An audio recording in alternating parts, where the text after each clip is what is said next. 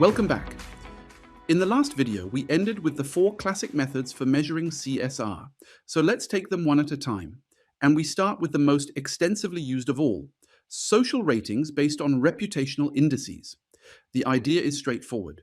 Specialized social agencies investigate a company's CSR performance and rate it according to its various social, environmental, and other responsibility-related activities. Where do they get their information? From a remarkably wide range of sources: surveys and interviews with members of the public, with knowledgeable observers, with business professionals, and with the company's own employees, plus the firm's website, its financial annual reports, and newspaper coverage. All of that gets distilled into a rating. One of the earliest and most widely cited examples is Moskowitz's tripartite ratings, which sorted firms into simple categories of social performance. So the appeal here is clear.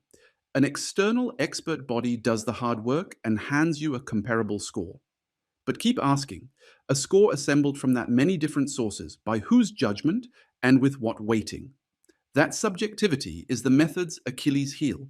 A brief note: if you find this material useful, subscribing is the easiest way to make sure the next videos reach you. The second method is the disclosure method, also called content analysis. Here's the underlying thought. Disclosure is the process of communicating the social and environmental effects of an organization's economic actions to particular interest groups within society and to society at large. Companies already publish a great deal of this. In financial annual reports, dedicated CSR reports, on their websites, in the media, in newspapers and magazines, even in letters to shareholders. The content analysis method takes all that textual information about a firm's social activities and systematically converts it into a quantitative scale, so that researchers can draw inferences about the firm's social performance. In effect, you turn words into numbers, counting, coding, and scoring what the company says about itself. The strength is that it draws on rich, already existing material and can be applied consistently across many firms. But notice the obvious catch. You're largely measuring what the company chooses to disclose. A firm that writes beautifully about its values may score well, even if the reality is thinner, while a genuinely responsible but modest firm may score low. Content analysis measures communication, and communication is not the same as conduct. The third method is the questionnaire survey, and specifically the forced choice questionnaire. Instead of relying on what a company publishes, researchers go and ask directly. They collect information about a firm's CSR activities through structured questionnaires or interviews, putting their questions to the company's own employees, to its executives, or to other knowledgeable respondents. Forced choice means respondents must select from fixed options rather than answering freely, which makes the results easier to code and compare across firms.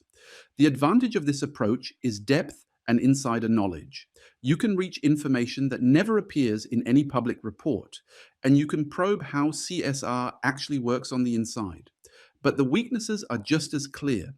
Surveys are labor-intensive and hard to scale to large samples. Response rates can be low, and there's an ever-present risk of bias. Employees and executives have every incentive to present their own firm favorably, and even well-meaning respondents may simply not know the full picture. So the questionnaire method buys you inside access at the cost of subjectivity and limited reach. The fourth classic method is the single-dimension-based measure, and this one comes with a built-in warning. The idea is to focus on just one dimension of CSR and measure that carefully, say environmental protection, or charitable donations, or spending on research and development. It's attractive because a single dimension is clean and easy to quantify. But the slide flags the fundamental problem directly. One dimension simply does not portray the breadth of the CSR concept. Remember, CSR is a multidimensional construct. It spans employees, community, environment, governance, human rights, and more. So a study that measures only one of those slices lacks validity because its findings are very hard to generalize. A firm might be excellent on the environment and poor on labor rights. Measure only its emissions, and you'd call it responsible, which would be misleading. This is really the mirror image of the problem we met in the first video. Reduce a rich, contested concept to a single number, and you gain tractability, but lose the very thing you were trying to capture. So those are the 4 scholarly methods. Now let's shift from the researcher's chair to the manager's desk. How would a company actually go about measuring its own CSR in practice? The first part of the approach is comparative. You benchmark your business against others.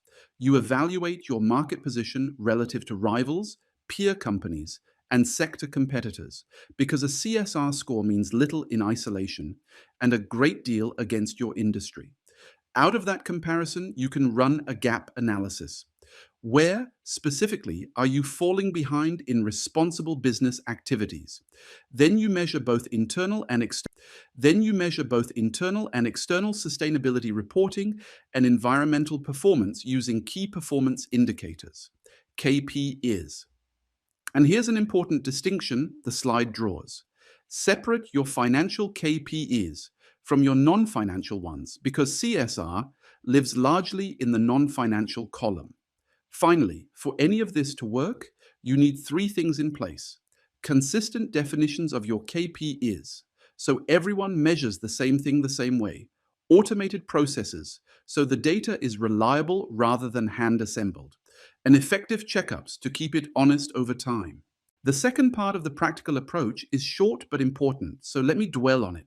First, employ recognized industry standard measures rather than inventing your own from scratch. Why does that matter so much? Because if every company built its own bespoke metric, nothing would ever be comparable. We'd be right back in the Tower of Babel we described in the first video. Shared standards are what make one firm's number mean something next to another's.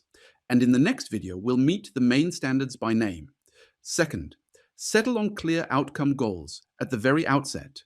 Before you start measuring, decide what success actually looks like. This sounds obvious, but it's the discipline most often skipped. Without a defined outcome, CSR measurement drifts into collecting whatever data happens to be available and then telling a flattering story around it.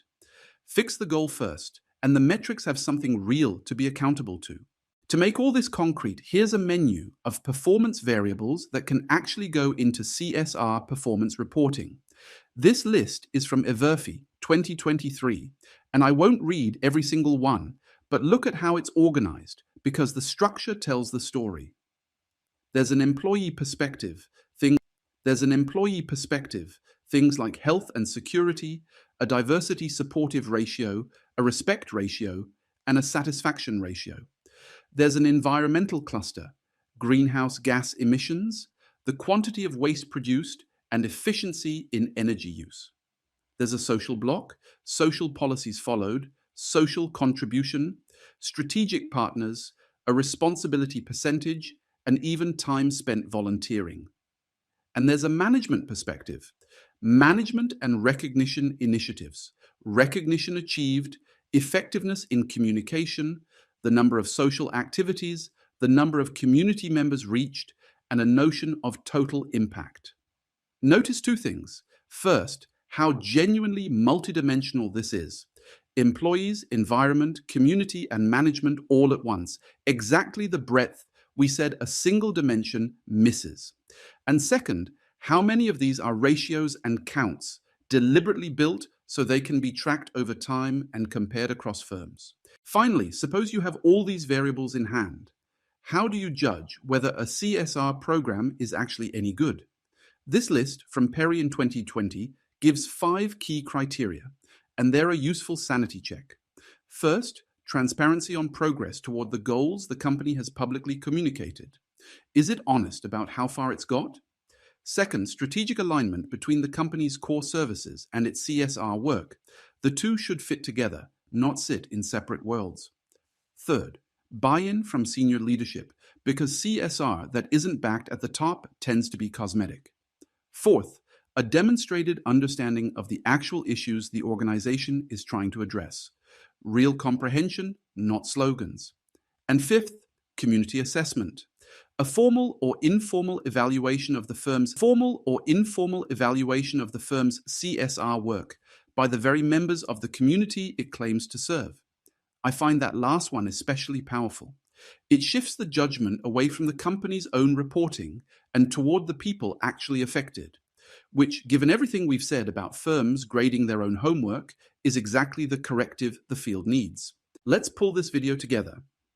We examined the 4 classic methods for measuring CSR, and just as importantly, their weaknesses. Social ratings and reputational indices are the most widely used, but they rest on subjective, multi-source judgments. The disclosure or content analysis method turns published text into numbers, but it measures communication rather than conduct. Questionnaire surveys reach inside information, but they're hard to scale and prone to bias. And single-dimension measures are clean but lose the breadth of a multidimensional concept.